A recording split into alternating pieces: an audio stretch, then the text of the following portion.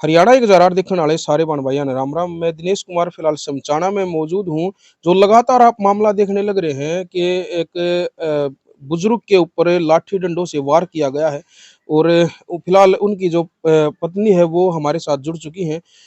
इनका कहना था कि जो आरोपी हैं जिन्होंने इनके पति के ऊपर वार किया है वो दोबारा से फिर हमला करने के लिए घर पे आए हैं, ये इनका कहना था। बाकी इस मामले में कितनी क्या कुछ सच्चाई है वो हम एक बार इन्हीं से जानने की कोशिश करेंगे।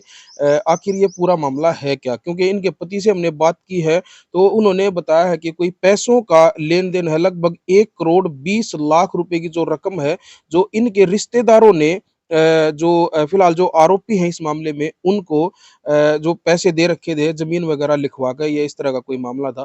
तो अभी पैसों के लेन-देन को ही मान के जो है इसको चल रहे हैं, उसके ऊपर जो है झगड़ा हुआ है।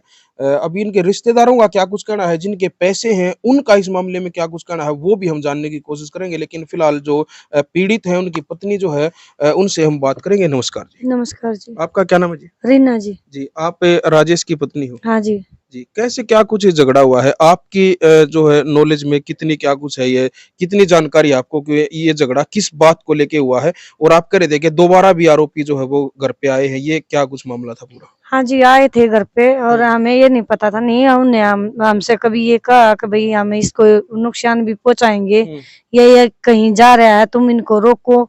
हमारे पास कोई भी जवाब नहीं दिया उनने, नहीं हमारे पास कोई आया। हाँ, लेकिन हमें जब पता लगा था, जब इनके चोट लग चुकी थी, पड़ोसियों ने फोन किया था कि भाई उनको इतनी चोट मार दी है और तुम संभाल लो। हम लेने गए तो हमें रास्ते में रोका, हमें मारने लगे। हमने ये बोला कि हमने छोड़ दो और हमने अपने आदमी को संभालने दो। मेरे परिवार वाले भी भागे, मेरे बच्चे भागे, बच्चों का भी आगा घेरा है। लेकिन फिर उस टाइम पे गांव में जो मौजूद थे उन्होंने हमें छुटवा दिया था। हम इन्हें मेडिकल तक पहुंचाया है और उसके बाद शाम सुबह की वारदात के बाद में शाम को ये घर पे आने के बाद उनको ये पता लगा कि वे घर पे आ चुके हैं। आने के बाद उन्होंने लेडीज भेजी, पहले तो लेडीज भेजने के बाद उन्होंने कहा है कि तुम जाओ आगे, उसके बाद हम आ रहे हैं।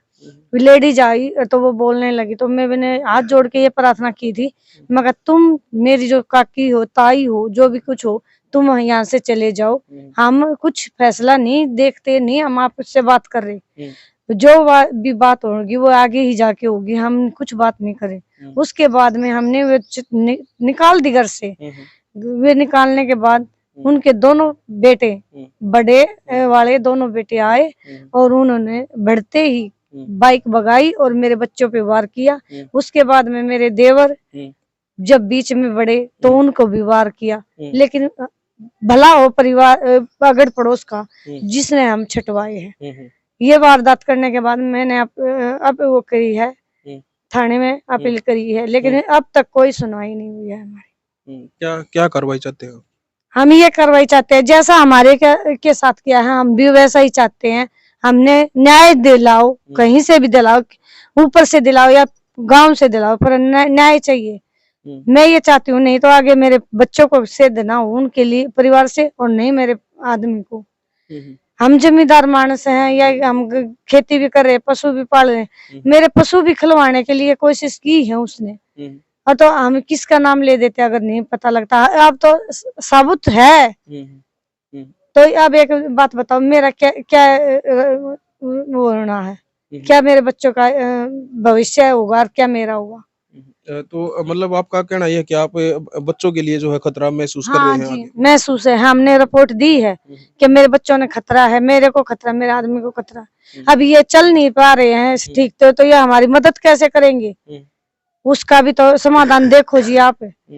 और वे हैं जिसने मारा है वो भी अठठ खट्टा है, उसके भाई हैं वे भी, और वे इसलिए खुश हो रहे हैं कि मेरा भाई है पुलिस में, बड़ा भाई उसका पुलिस में है। वो उस टाइम पे पुलिस में नहीं था, लेकिन यहाँ हमारे मारने आया। और बड़ा छोटा भाई था उसका, बिचला जो भाई था वो ड्यूटी पे था, वो ड्यूटी पे आते ही बाइक शुद्ध यार्ड लाके हमारे बच्चों के मारने आया था। अच्छा, जो आपका जो रिश्तेदार हैं जो जिनके पैसों का लेन देन है, क्या उनके साथ भी झगड़ा हुआ है या फिर आप लोगों के साथ ही झगड़ा? उनके साथ नहीं हुआ है, उनको धमकी दी थी। जो हमारे चाचा हैं उनको एक बार कॉल पे धमकी दी थी आके या तो बयान सही दे लो, हम्म। नहीं तो तुम खत्म करेंगे। अच्छा अच्छा। तो उसके बाद में वे सावधानी से तारीख पे जाने लग गए अपने। नहीं तो हम कभी तारीख पे गए नहीं, हमें पता वे कब उनकी तारीख है कब उनकी नहीं है। हमने इनने तो सिर्फ इतना किया था कि पटवारी जो तहसीलदार जो भी कुछ है उनके पास लेके गई थी, गांव गांव में मिलाप करवा था उनका, फिटाए थे। नहीं, हमने उससे आगे कोई उनका वास्ता ही नहीं है।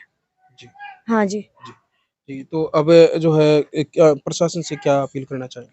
प्रशासन से मैं अपील यही करना चाहती हूँ कि हमें खतरा है और हमारी सुविधाएं ऐसी करवाओ। परिवार ने मारने की धमकी दी हुई है, हमारा कोई समाधान ऐसा करो कि हमारे बच्चों की भी सुविधा हो और मेरी भी। सेफ्टी चाहते हैं जी हम। जी जी जी। तो भाई आप लगातार ये मामला देख रहे हैं, अभी जो है एक पक्ष ही सामने आ पाया है, जो दूसरा पक्ष है उससे भी हमारी जो कोशिश रहेगी उनसे बात करने की, क्योंकि पूरी बात का खुलासा तभी होता है जब दोनों पक्ष सामने हों। तो इसलिए जो है हम अपनी तरफ से इस मामले में भी कोई प्रतिक्रिया नहीं दे रहे हैं, बाकी इस परिवार ने जो बताया है वो आप लोगों के सामने जो है वो रखा गया है। अब आप लोगों का जो है क्या कुछ जो है कहना है इस पूरे मामले को लेके, आप कमेंट बॉक्स में अपनी राय ज़रूर दें और वीडियो को ज़्यादा से ज़्यादा शेयर करें, ताकि जो परिवार मांग कर रहा है प्रशासन के उच्च अधिकारियों तक अपनी बात को पहुंचाना चाह रहा है, तो उसके लिए आप वीडियो को शेयर कर सकते हैं। बाकी इस मामले में क्या कुछ जो है निकल के सामने आता है, क्योंकि अभी हम इसको देखो हम अपनी तरफ से इसको सच्चाई नहीं कह सकते, क्योंकि एक तरफा बयान जो है सुने हुए जो है हम अपनी तरफ से उसको ये नहीं कह सकते कि भाई अभी पूरा मामला जो है वो सामने आएगा। अगर दूसरा पक्ष सामने आता है तो जो है हम उसके ऊपर जो है अपनी प्रतिक्रिया ज़रूर देंगे, जो भी हमारे सामने जो मामला आएगा। बाकी आप लोगों का क्या कुछ कहना है, आप लोग ज़रूर बता सकते हैं। और इसी के साथ मैं लेता हूँ इजाज़त, आप जुड़े रहे हमारे साथ, देखते रहे हरियाणा 1008। जय हिंद, जय हरियाणा।